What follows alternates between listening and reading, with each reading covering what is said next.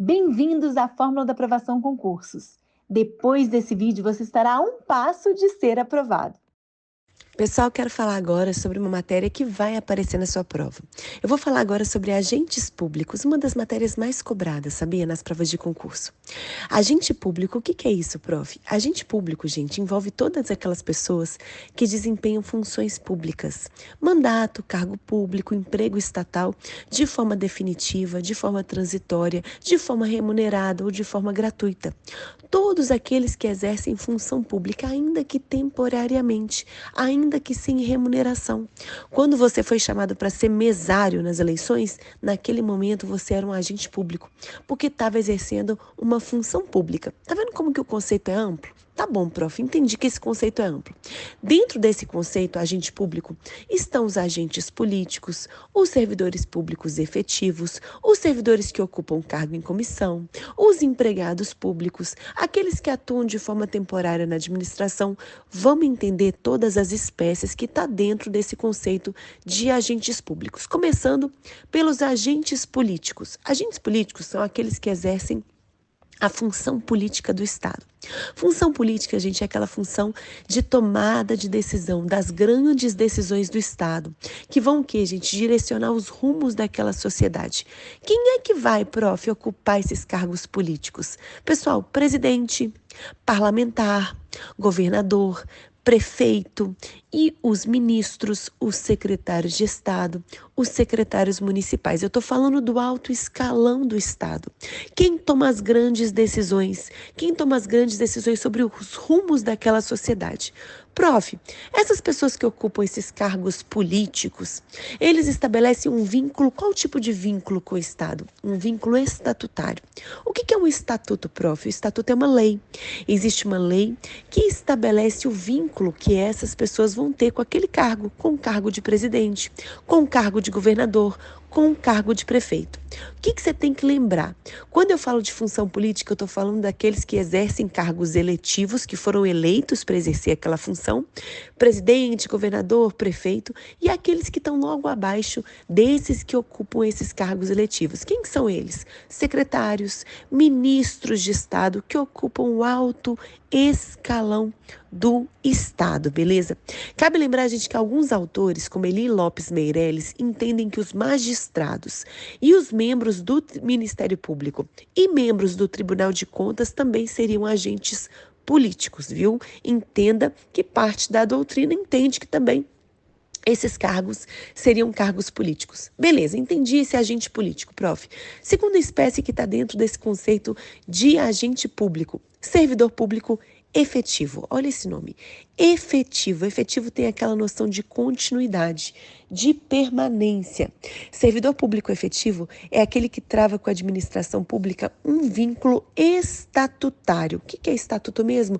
Estatuto é uma lei de cada carreira. Cada carreira tem uma lei. Tem uma lei da carreira de delegado, tem uma lei da carreira de professor, tem uma lei da carreira de policial. Beleza, quando você é aprovado em um concurso público, você estabelece com a administração pública, no momento que você é nomeado e toma posse, você estabelece um vínculo estatutário, um vínculo que decorre dessa lei, falando que você vai assumir as obrigações, os deveres daquele cargo e está sujeito também, gente, a algumas limitações. Você vai assumir o compromisso de exercer aquela função e esse compromisso é um compromisso estatutário que decorre da lei daquela carreira. Quem exerce esse cargo público de provimento efetivo, é aquela pessoa que, após 3 anos de exercício naquela função e uma avaliação de desempenho especial satisfatória, essa pessoa alcança a tão sonhada estabilidade. Então, servidor público efetivo é aquele que ocupa um cargo de provimento efetivo e que estabelece com a administração pública um vínculo estatutário que decorre da lei, decorre do estatuto de cada carreira. Prof, quando eu alcançar A estabilidade. Eu nunca mais vou perder o cargo? Pode perder o cargo, sim. O servidor público, gente, estável, só vai perder o cargo em 4 situações. Primeira, em virtude de uma sentença judicial com trânsito em julgado, transitou em julgado uma sentença judicial que determinou a perda do cargo daquele servidor. Segundo, mediante um processo administrativo em que seja assegurada para aquele servidor uma ampla defesa, onde ele possa se defender, mas vamos dizer que naquele processo administrativo tomou-se a decisão, a administração pública optou por quê, gente? Por quê? Exonerar demitir aquele servidor que ocupa um cargo de provimento efetivo. Além disso, ele também pode perder o cargo mediante procedimento de avaliação de desempenho periódica. Mesmo você alcançando a estabilidade, você vai ser avaliado, o seu desempenho vai ser avaliado todos os anos. E se você sofrer várias avaliações insatisfatórias, você pode até mesmo perder o cargo. E por fim, uma quarta opção, uma quarta situação em que o servidor público estável pode perder o cargo. Em virtude de uma situação excepcional, gente. Quando o quê? Quando o ente federado superar o limite de despesa com pessoal. Como assim? Cada ente federado, município, estado, União, tem um teto, tem um limite para gastar com despesa de pessoal, um valor total que pode gastar com salário. Digamos que aquele determinado ente federado está superando esse limite, superando esse teto, pessoal. Ele vai ter que tomar algumas medidas para reduzir a despesa que ele tem com salário. Quais são as medidas? Primeiro, redução em pelo menos 20% das despesas com cargo em comissão, exoneração de 20% das despesas com cargo em comissão. Segunda medida, exoneração dos servidores públicos não estáveis, aqueles que ocupam um cargo de provimento efetivo, mas ainda estão cumprindo o período de estágio probatório. E se essas medidas não forem suficientes para assegurar aquele limite de despesa com pessoal, o servidor público que é estável poderá perder o cargo, gente. Desde o quê? Desde que mediante um ato normativo, daqueles poderes que especifique aquele cargo, que aquela pessoa que vai perder aquele cargo naquela situação específica. Lembrando, gente, que nessa situação em que o servidor público estável perde o cargo, em razão do fato de que aquele ente federado está superando o limite de despesa com pessoal, aquele ente federado não vai poder criar, durante o período de 4 anos, nenhum cargo com atribuições iguais ou semelhantes àquele cargo que foi extinto. Nossa, prof, então tem que lembrar disso? Tem. Você que alcançou a estabilidade, você ainda pode perder o cargo mesmo sendo estável? Pode, em 4 situações. Mediante sentença judicial com trânsito em julgado, mediante processo administrativo em que seja assegurada a você ampla defesa, mediante avaliação de desempenho periódica, você continua sendo avaliado. E, por fim, numa situação excepcional, quando o ente federado está superando o limite, o teto total, o limite de despesas com gasto, gente, de salário, com gastos relacionados à despesa de pessoal. Nesse caso, o ente federado vai ter que reduzir esses gastos se ele não conseguir chegar nesse limite, mesmo exonerando 20% dos cargos em comissão, mesmo exonerando aqueles servidores não estáveis, até mesmo servidores públicos estáveis poderão perder o cargo. Ah, prof, 4 situações, então, em que o servidor estável pode perder o cargo. Lembrando de alguns conceitos, gente, quando eu falo de perda do cargo, daquele servidor público estável, em razão de um processo administrativo disciplinar. Processo administrativo é aquele processo que corre em âmbito da administração. Disciplinar porque ele visa punir aquele servidor, disciplinar aquela pessoa que cometeu uma falta, que não cumpriu um dever, beleza. Quando a gente vai disciplinar, pessoal, quando vai disciplinar uma pessoa, ela vai ser punida. E aí, gente, tem uma diferença entre exoneração e demissão.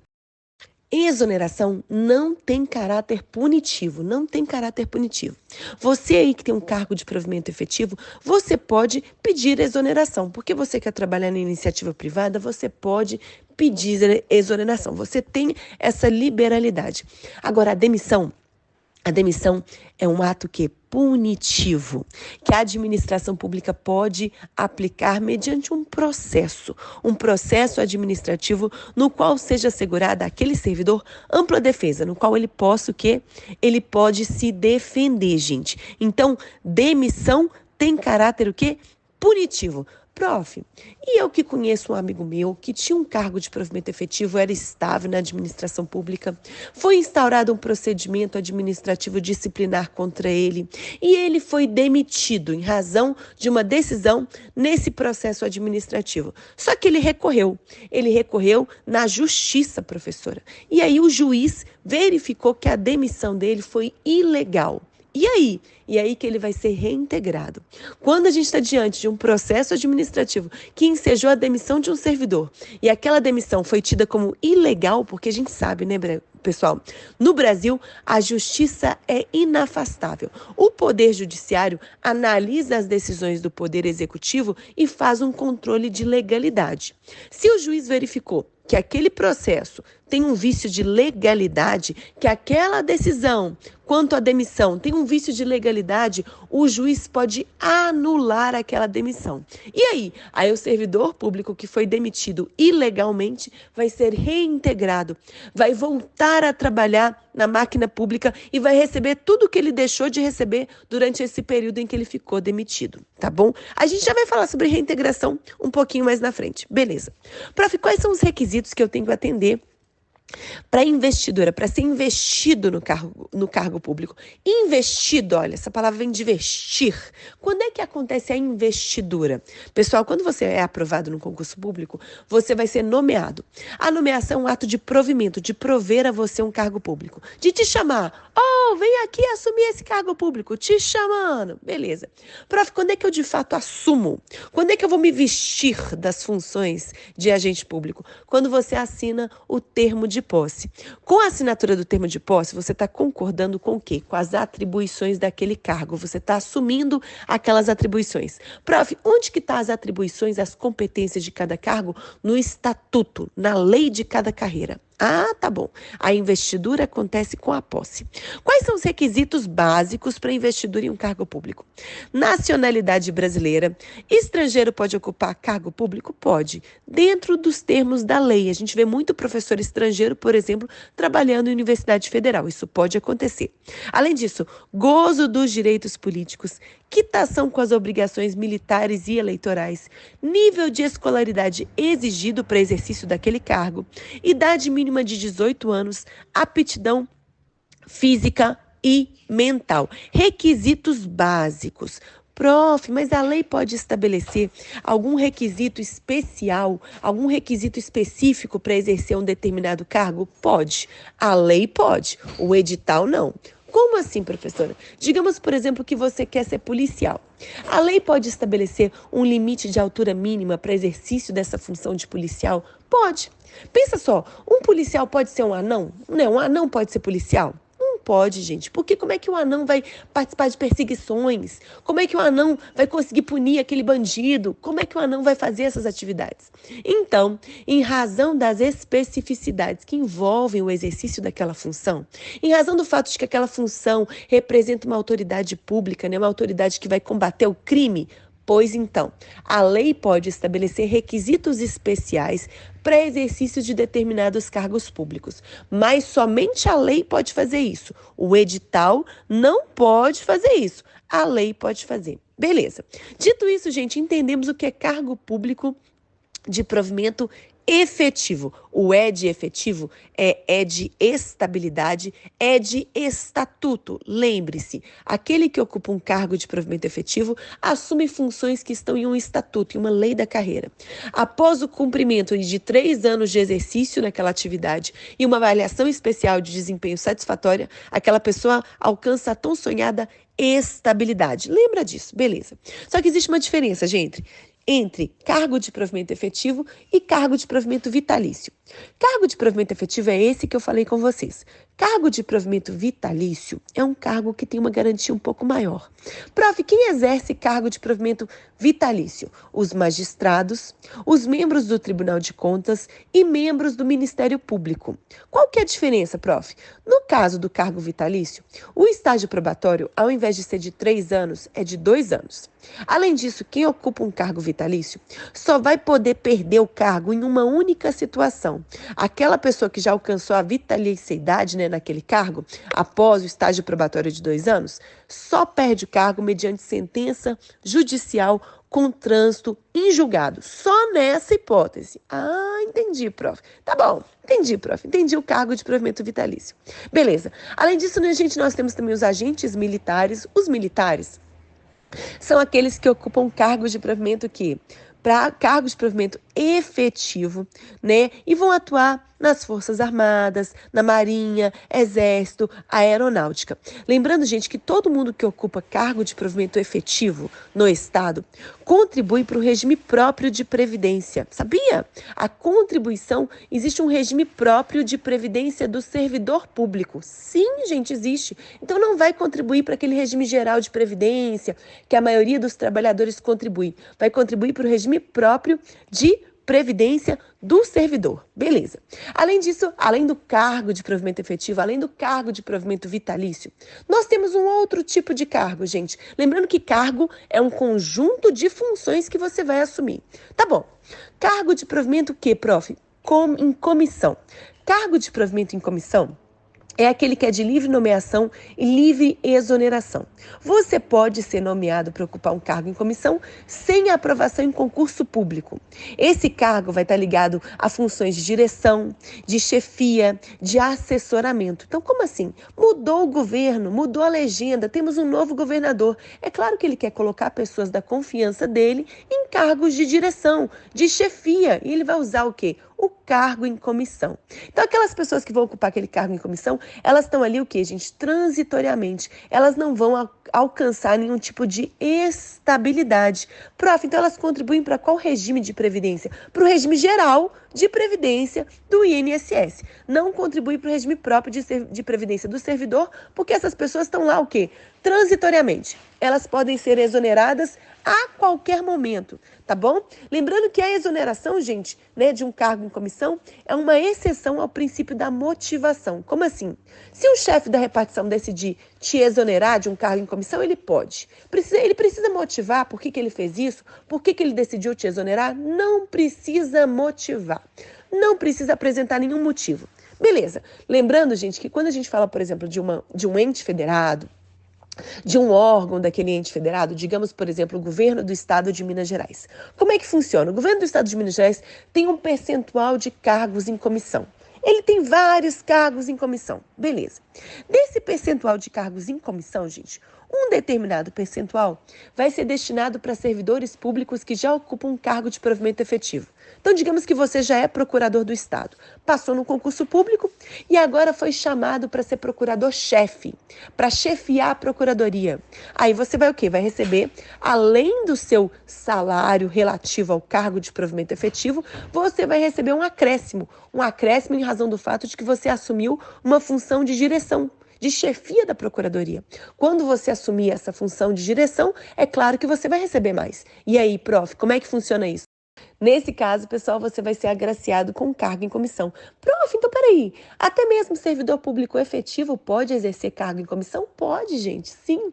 Um determinado percentual dos cargos em comissão que o governo do estado de Minas Gerais tem vai ser destinado para aqueles que já têm um vínculo estatutário com a administração pública. E outro percentual vai ser destinado para aquelas pessoas que não têm vínculo nenhum, para aquelas pessoas que não foram aprovadas em concurso, para outras pessoas, então, vai ser destinado uma parcela dos cargos em comissão. Lembrando que o cargo em comissão, de livre nomeação, livre exoneração, como eu falei para vocês. Vocês têm que lembrar que até mesmo aquele que já tem um cargo efetivo pode ser agraciado com um cargo em comissão.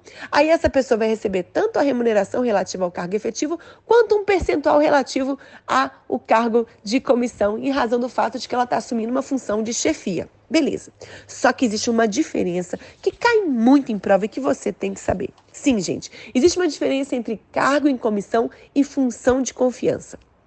Cargo em comissão e função de confiança estão ligados a mesmas atribuições. A função de confiança também vai ser destinada àquelas pessoas que estão exercendo cargos de assessoramento, de chefia. Só que a diferença é, a função de confiança só pode ser direcionada para aquelas pessoas que já têm um vínculo efetivo com o Estado. Aquelas pessoas que já passaram no concurso, que exercem um cargo de provimento efetivo.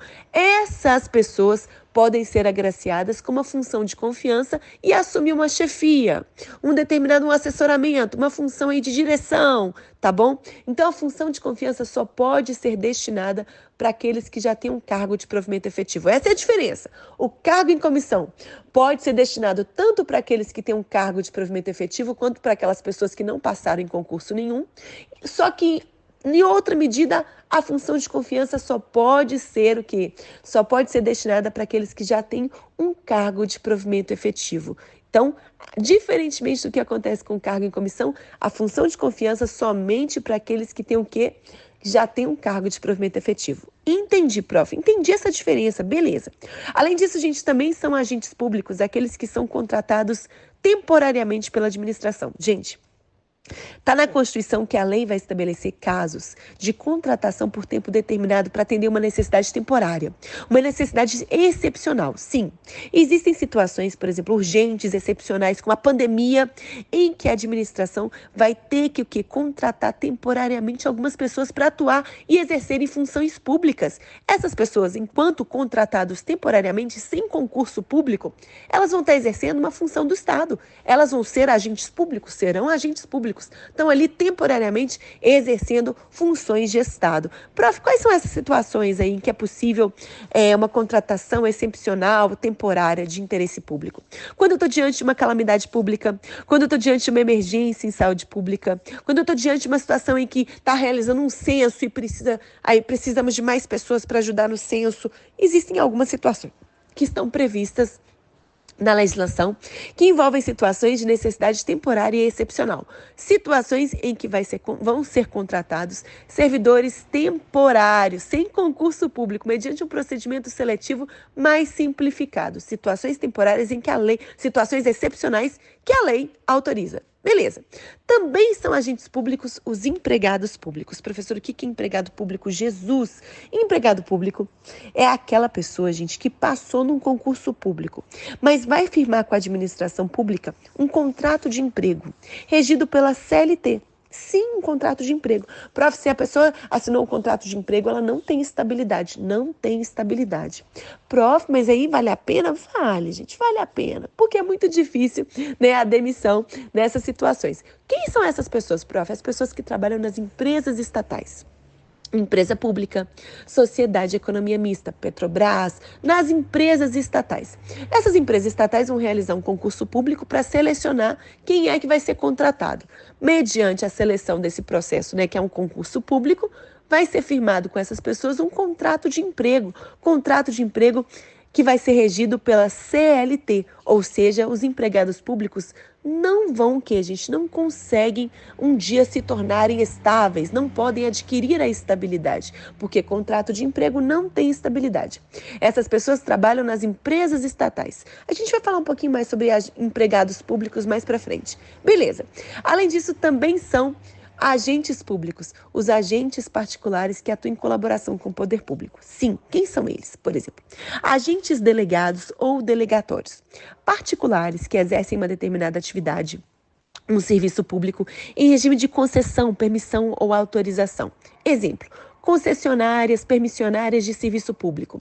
A gente sabe que os municípios eles têm a competência constitucional de prestar o serviço de transporte público municipal. Beleza. Só que a maioria dos municípios transfere essa competência, esse serviço, a execução dessa atividade para um particular, mediante a assinatura de um contrato. O município realiza um processo licitatório e seleciona uma empresa de ônibus que vai ficar responsável por prestar esse serviço de transporte público municipal. Prof, essa empresa de ônibus vai ser remunerada por quem? Por nós. Quando a gente entra no ônibus, a gente vai remunerar, vai pagar aquela empresa pagando a passagem do ônibus. Beleza. Naquele momento que aquela empresa privada está prestando um serviço público, ela está atuando em colaboração com o poder público. Ela está exercendo uma função pública, prestando um serviço público. Ela é um agente delegado. Então, naquele momento, a empresa atua enquanto agente público porque está está exercendo função pública. Beleza. Além disso, também são particulares que atuam em colaboração com o poder público os agentes honoríficos, convocados, nomeados. Por exemplo, você foi chamado para ser jurado em um tribunal do júri, você foi chamado para ser mesário em uma determinada eleição. Pois então, nessas situações, você também é o quê? Um agente que atua em colaboração com o poder público. Além disso, gestores de negócio, agentes necessários, aquelas pessoas que atuam voluntárias, espontaneamente, né, em situações excepcionais, ajudando a administração pública, né? Pessoas particulares que auxiliam no resgate de pessoas, em caso de enchente, delegado de função ou ofício público, titular de cartório, também é particular que atua em colaboração com o poder público. Então, peraí, prof. Agentes delegados, agentes honoríficos, gestores de negócios, as pessoas que são voluntárias, e delegados de função ou ofício público, titulares de cartório, são particulares que atuam em colaboração com o poder público. Todos esses são agentes públicos, gente, todos esses.